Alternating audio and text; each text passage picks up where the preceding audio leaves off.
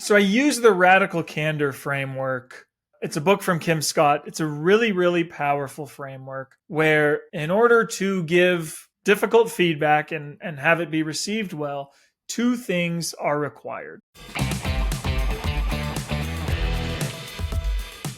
Something you talk about in your book is about communication. And depending on the setting or the size of the enterprise, that communication may look different.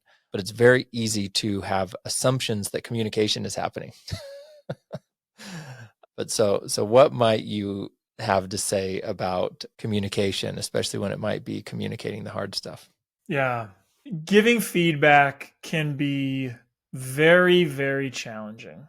I mean, there are entire books that are written about giving difficult feedback and how challenging that can be. And so I think that there are several tools that I talk about in the book. The most important, in my opinion, starts with the relationship.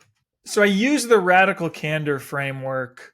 It's a book from Kim Scott. It's a really, really powerful framework where, in order to give difficult feedback and have it be received well, two things are required. One is that you show the individual that you care personally, and the second is that you're willing to challenge them directly. And the care personally, I don't think gets enough emphasis. The importance of that relationship. So when people hear what you have to tell them, do they know you're doing it because you care about them and you want to see them get better? But we also have to challenge directly at times, and we also have to have these difficult conversations, and they're not fun. And there are various tools that can, empower you to do that, but it's really a combination of those two things of like, do we show that we care about this person as an individual, as a human? And then are we actually willing to challenge them on it? Are we willing to have the hard conversation?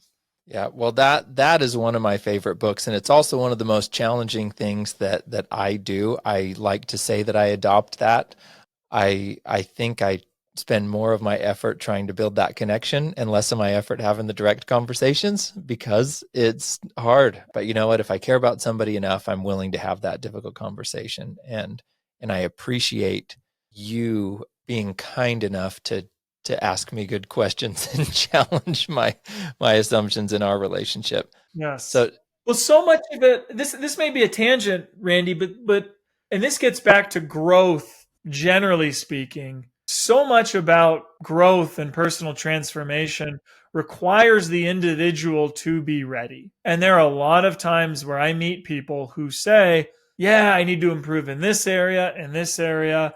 I'm ready." And then we start working together, and it's like, you made this commitment, but you didn't do it. You said you're going to do this, but you didn't do it. And the reality is, and I don't think ill of them, they weren't ready to make those changes. When we started working together, you were ready. You took action on everything you were invited to take action on.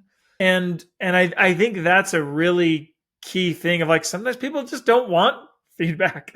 They're not receptive to it. And that's where growth dies. We don't want to be there, but there does need to be a willingness to grow and to change. yeah, I appreciate that. And for all of you people out there who are willing to grow, who are eager to improve, become a better version of yourself, check out Nathan's book. Comes out tomorrow. It's called The Unconquerable Leader.